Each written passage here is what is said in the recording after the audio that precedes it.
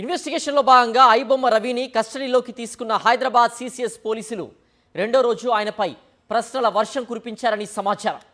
విచారణ అధికారుల ప్రశ్నలకి రవి నోరు మెదపలేదని తెలుస్తోంది. తాను ఒక్కడే ఈ పైరసీ రాకెట్లో ఉన్నట్లుగా ఆయన జవాబిచ్చినట్టు సమాచారం.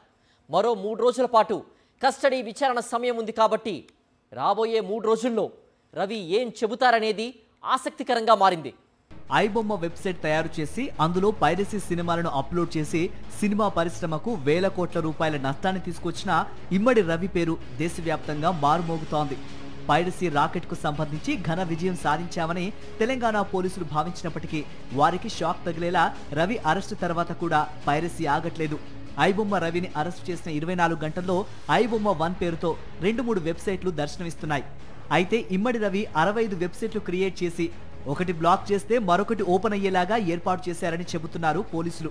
పాపప్స్ లాగా వస్తాయని వాటిని క్లిక్ చేయొద్దని ప్రజలకు తెలిపారు. ఐబొమ్మ ఎకోసిస్టంలో 65 మిర్రర్ వెబ్సైట్లు ఉండగా అందులో ఐబొమ్మ 1 ఒకటై ఉండవచ్చునని పోలీసులు భావిస్తున్నారు. ఐబొమ్మ కేసులో సిసిఎస్ దర్యాప్తు కొనసాగుతోంది. శుక్రవారం ఉదయం చెంచల్గూడ జైలు నుంచి రవిని కస్టడీలోకి తీసుకున్నారు పోలీసులు. రవి నుంచి మరిన్ని కీలక వివరాలు రాబట్టేందుకు ప్రయత్నిస్తున్నారు. పూర్తిగా ఆర్థిక లావాదేవీలపైన పోలీసులు ఫోకస్ చేశారని సమాచారం. గేమింగ్ యాప్స్, బెట్టింగ్ యాప్స్ వంటి వాటి ద్వారా వచ్చిన నగదుని ఆయన విదేశీ కరెన్సీ రూపంలో తీసుకున్నట్టు పోలీసు అధికారులు భావిస్తున్నారు.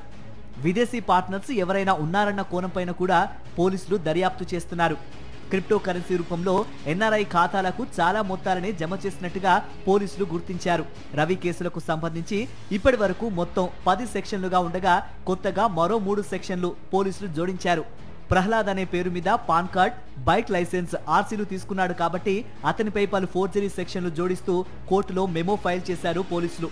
రవికి సంబంధించిన క్రిప్టో వాలెట్స్ వివరాలు, విదేశీ భాగస్వాముల వివరాలపై రెండో రోజు కస్టడీలో సమాచారం రాబట్టే ప్రయత్నం చేశారని, అంతేకాకుండా ఐపీ అడ్రస్లు, సర్వర్లపైన కూడా పోలీసులు ఫోకస్ పెట్టారని తెలుస్తోంది.